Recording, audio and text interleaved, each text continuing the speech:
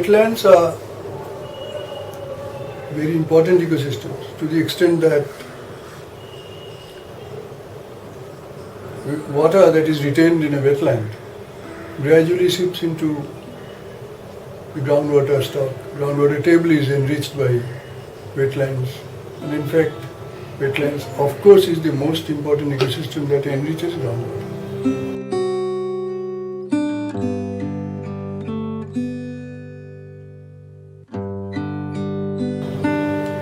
There are many more utilities.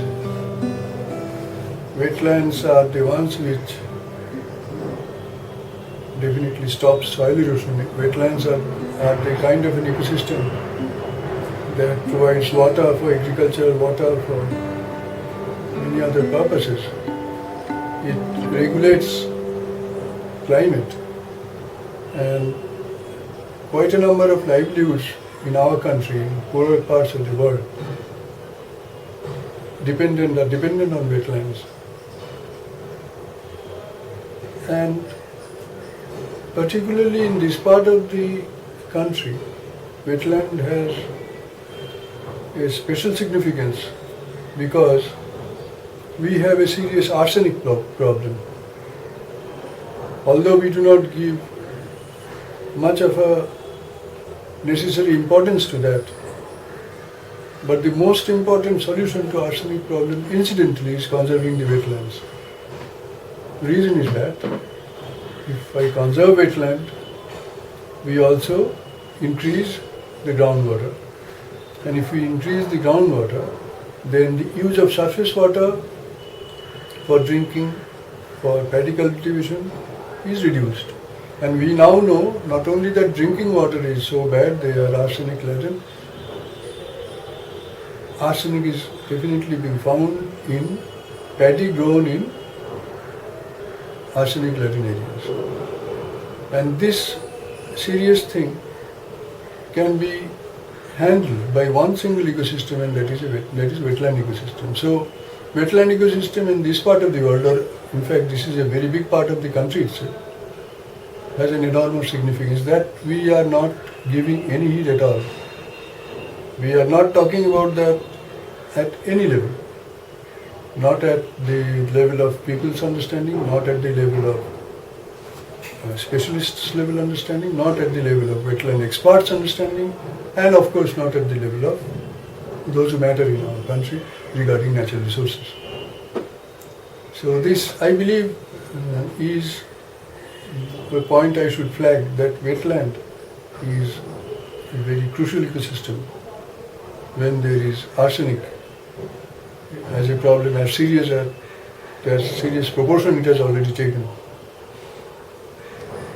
Wetlands also act as wastewater treatment plants. How does it act as wastewater treatment plants? Shallow wetlands, if you have some kind of management attached to that, a shallow wetland, when they are charged with wastewater, and the wastewater is retained in that shallow wetland for say 2 to 3 weeks time, an interesting thing happens. The bacteria that goes with the wastewater, but I am talking about domestic wastewater or municipal wastewater, I am not talking about industrial wastewater, that has to be treated at source. You cannot have a public arrangement for private pollutions. That's very simple. And that is there in our law, that polluters pay. So long it is public pollution by way of municipal domestic waste, we are definitely fine with corrective arrangements, but not for industries. Now what comes as a pollutant? What is that pollutant? What is great about it? In fact, we always say wastewater is a pollutant because it has got fecal bacteria.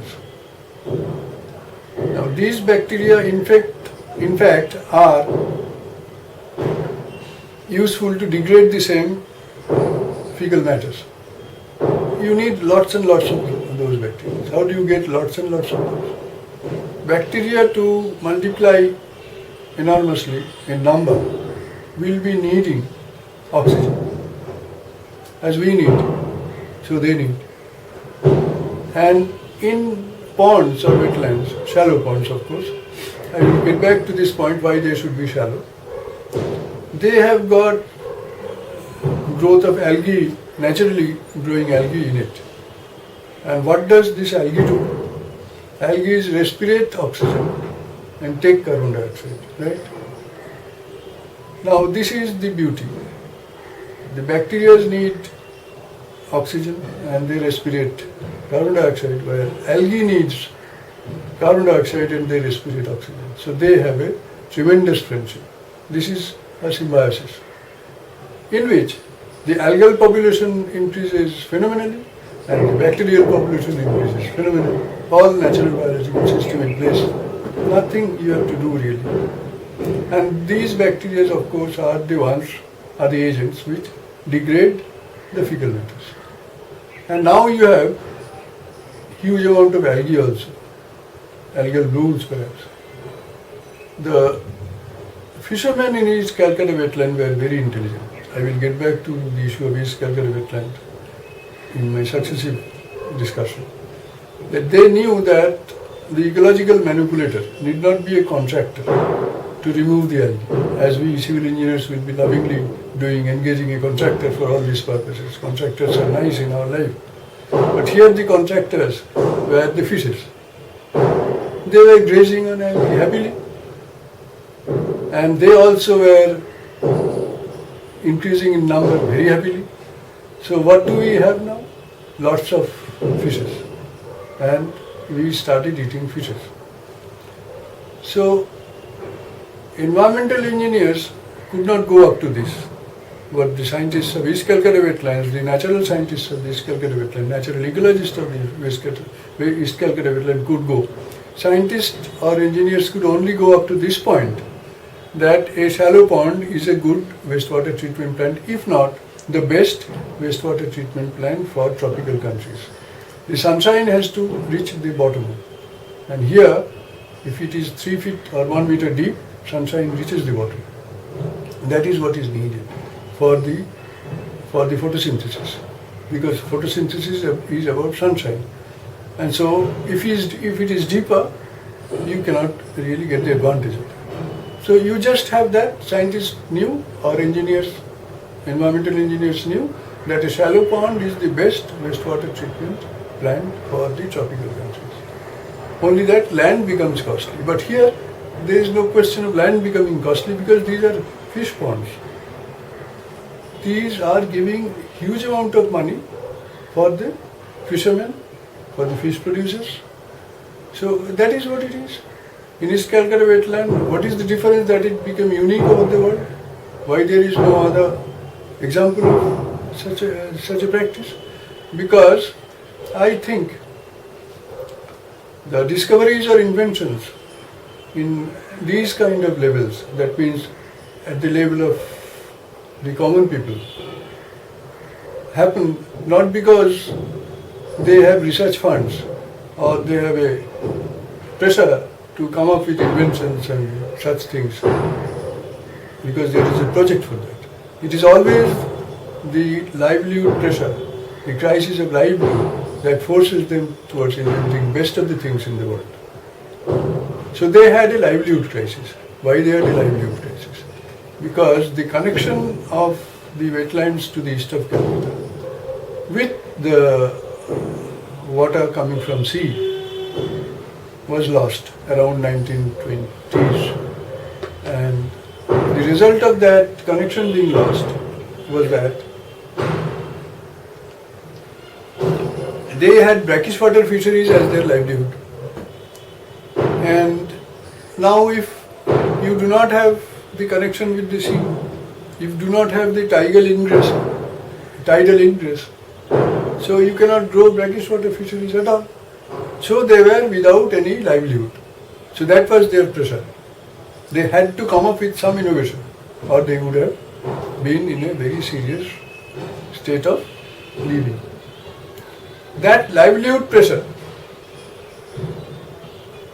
proved to be very useful in triggering a search for whether they can use wastewater to grow fish. They had some good examples, of course, nearby, which again is a very interesting story.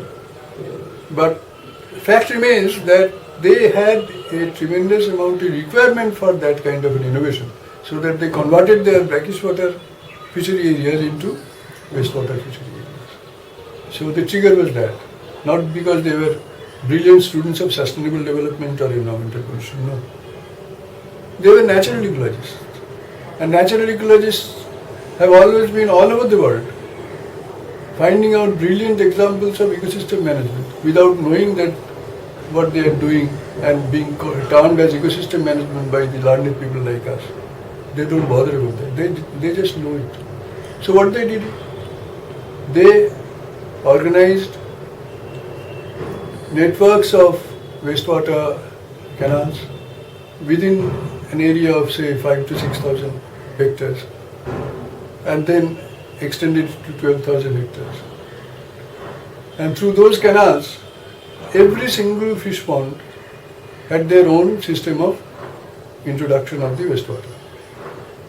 And in such ponds, they will retain the wastewater for at least 21 days, if not a month, which is the best that any engineer, any scientist, anywhere in the world will recommend for a tropical environment. 21 days of retaining wastewater in a pond gives the best quality of effluent wastewater, which is pure. I mean, it has number of bacteria reduced to 100 per milliliter, which is the best any treatment plant can give. And in the meantime, they have outstanding methods of carrying out the cycle of fishing. End of the day, they have copious amount of fish, they have clean water, and again this clean water or effluent water goes to paddy fields. Think of it. And paddy fields come up with another crop of paddy because of this water. So I haven't seen any World Bank design of this maturity, of this scale, anywhere. So splendid had been their imagination and perfect implementation of the plan as well. Perfect means they must have evolved it. It cannot be overnight. We have no time. We have 3 months time for a project and we have to do it. That is a strange way of doing by the ecologists or environmental managers or ecosystem managers. No, you cannot do it over 3 months time. You will have to evolve with it. A child or a baby takes 9 months time in mother's womb. You cannot accelerate that. So nature has its own time. Evolution has its own time. It cannot be pressed very hard to give quick results. So they have taken time and come up with one alternative that the whole world now concedes. This is definitely an unique and outstanding example of using wastewater by the side of a city. What it does, not only that it gives you a lot of fish, not only that it treats the wastewater of the city. In fact, it is a formal system. In Ganga Action Plan, Calcutta has not been allowed any fund for setting up treatment plant. They were very keen, the government of India would naturally be very keen to give you money because that means they have completed their responsibility. But we here staunchly resisted the acceptance of any fund for setting up treatment plant for the city of Calcutta because we said we have one. We have one of the best one in fact. And that was a big victory for, I would say, ecologists and also right-thinking bureaucracy. You always need a combination of ecologist and right-thinking bureaucracy to set up such things in place. We did that and I think that was a good point to talk about. But is it only that?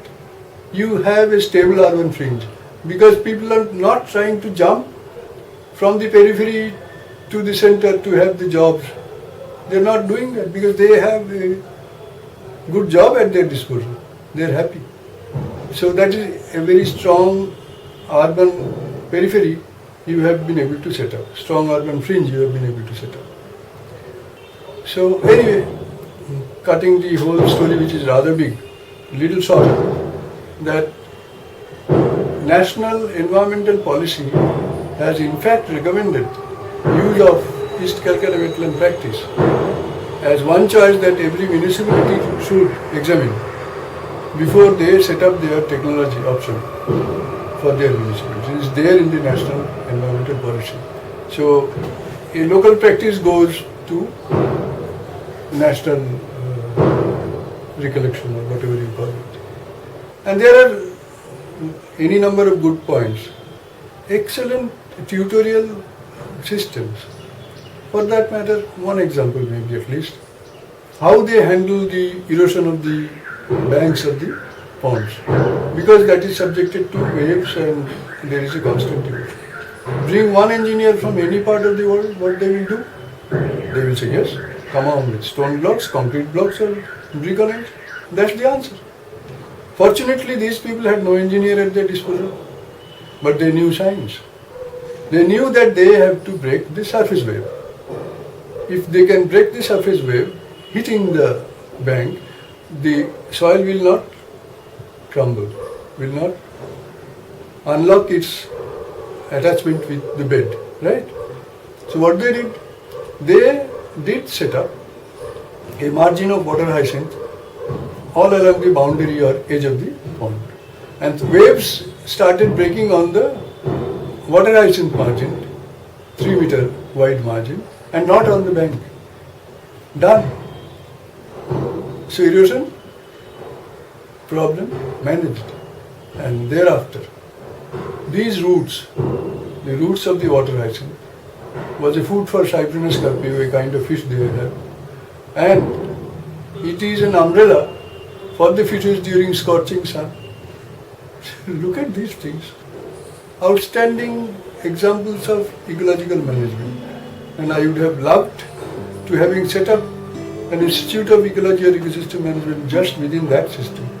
And that would be the perfect, I would say, gift to the knowledge of the local people. If there was an institute that only could read and understand the way they understand ecology and in fact give us. And I would say, where you find ecology better than these kind of examples? Where you teach ecology better from these kind of examples?